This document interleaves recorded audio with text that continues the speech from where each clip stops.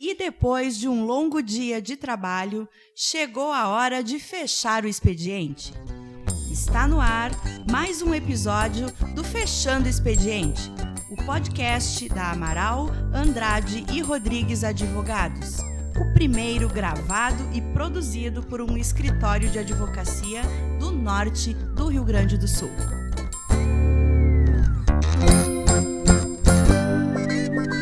Boa tarde e boa noite para quem já está fechando o expediente. Meu nome é Tainá, sócia nominal da Amaral, Andrade e Rodrigues Advogados. E eu estou aqui com o meu colega e sócio, Bruno Weber do Amaral, responsável pelo Departamento de Direito Político, Eleitoral e Parlamentar. Boa noite a todos. Hoje nós estamos aqui para falar um pouquinho sobre a pré-campanha, sobre a pré-candidatura. E o tema é o que o pré-candidato precisa saber hoje para as eleições de 2020.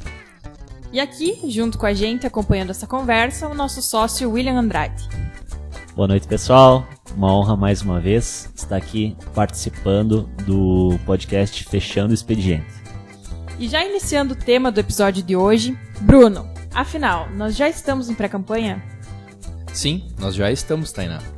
Na realidade, a pré-campanha ela não tem um marco de início, não tem um marco legal que determina o seu início, mas ela tem uma data fatal.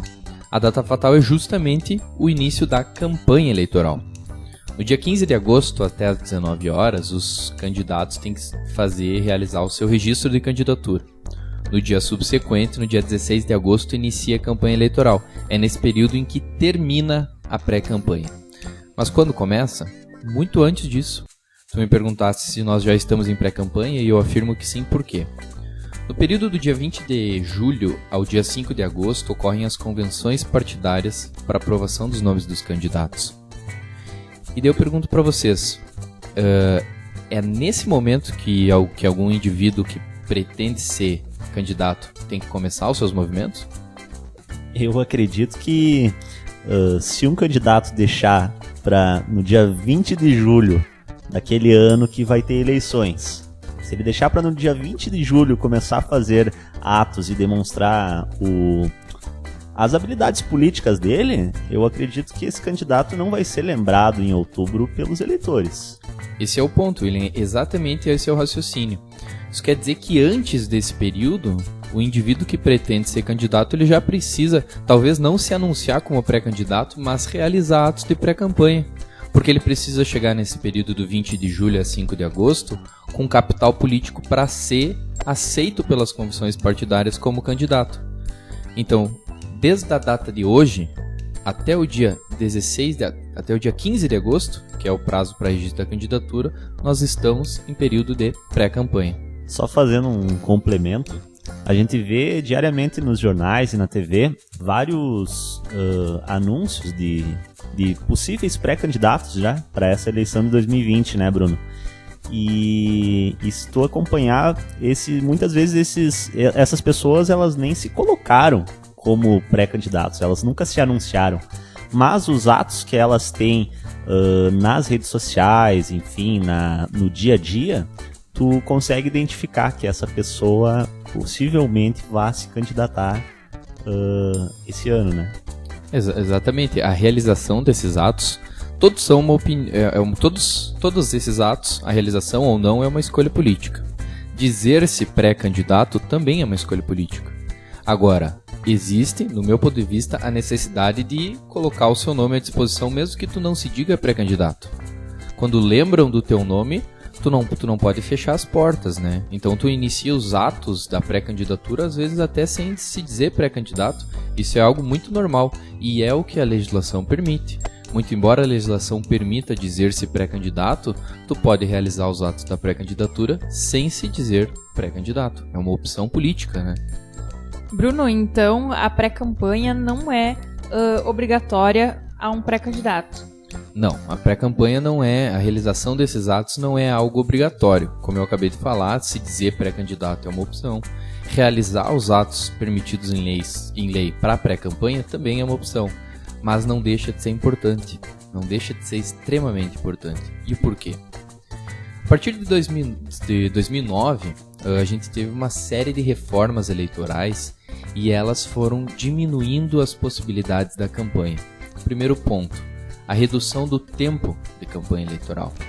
Segundo ponto, a restrição aos meios de divulgação de uma campanha eleitoral. Hoje em dia a gente não pode mais entregar camiseta, não pode mais entregar caneca, nenhum tipo de brinde. A gente não pode instalar outdoor, a gente não pode mais colocar cavaletes ao longo da avenida, porque são meios de divulgação que foram proibidos para uma campanha eleitoral. Além desses dois aspectos, a gente tem uma decisão do STF que proibiu as doações por pessoas jurídicas. O que isso quer dizer? Uma diminuição na forma de arrecadação.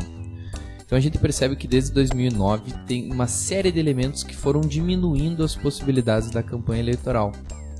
Mas ao mesmo tempo essas mesmas reformas aumentaram as possibilidades da pré-campanha. Então quando tu me pergunta se é obrigatório, não, pode até não ser legalmente obrigatório. Mas como uma escolha política, diante de todo esse cenário mais restritivo da campanha eleitoral, eu acredito que seja de fundamental importância. Efetivamente, assim, quais são... Eu tô te perguntando, Bruno, porque tu que é o especialista em direito eleitoral, né? Eu sou só um espectador e um amante da política. E um excelente advogado ambientalista. Mas quais são efetivamente a importância, ela se dá por quais motivos? A importância da pré-campanha. Claro. Em primeiro lugar, a gente tem que observar esse período, essas restrições da campanha. Isso quer dizer que as possibilidades de um indivíduo que depois no dia 16 de agosto vai começar a fazer campanha, elas são menores do que um cara que já começou antes. Esse é o primeiro elemento. O segundo elemento, a gente falou do período das convenções partidárias. O indivíduo ele tem que chegar nas convenções partidárias com um capital político interno suficiente para ter a aprovação do seu nome. Isso se dá, obviamente, na democracia interna do partido, mas também demonstrando a sua agremiação que possui apoio na sociedade. Então, os partidos eles fazem essa avaliação dos nomes do candidato e eles têm essa noção de se o candidato está preparado e se o nome dele já está conhecido e maduro para o pleito, né? Exatamente. É interessante falar disso, William, porque o processo eleitoral, o processo político, ele é de profunda importância para a democracia, né? Não é uma brincadeira. Então os partidos têm uma organização, claro, uns mais, outros menos, mas todos os partidos fazem essa avaliação. É necessário que o indivíduo tenha capital político interno, tenha aprovação na democracia interna do partido, mas é necessário também que o seu nome tenha apoio extrapartidário, que o seu nome tenha já um trânsito na sociedade. E o período da pré-campanha, o período da pré-candidatura é excelente para conseguir esses dois elementos, né? E Bruno, nesse período da pré-campanha, o pré-candidato já pode apresentar e divulgar as suas propostas e projetos políticos assim para a sociedade, em eventos, redes sociais? Tratando-se disso, a gente já vai adentrar nas possibilidades de uma pré-candidatura. Mas especificamente quanto a essas duas questões, pode. Isso é muito interessante. Um pré-candidato ele pode dizer, sou pré-candidato e esse é o meu projeto político. Essa é a minha plataforma, essas são as minhas propostas. Então ele lança isso para a sociedade e também vai receber propostas da própria sociedade. E vai poder formar um plano de governo, um projeto político muito mais robusto, porque vai estar debatendo com aqueles que irão ou não eleger ele, né? Mas eu acho que tem um certo limite nessa identificação do candidato, né? Ele tem um certo limite para não incorrer em uma multa, uma inelegibilidade, um abuso de poder político, né, Bruno?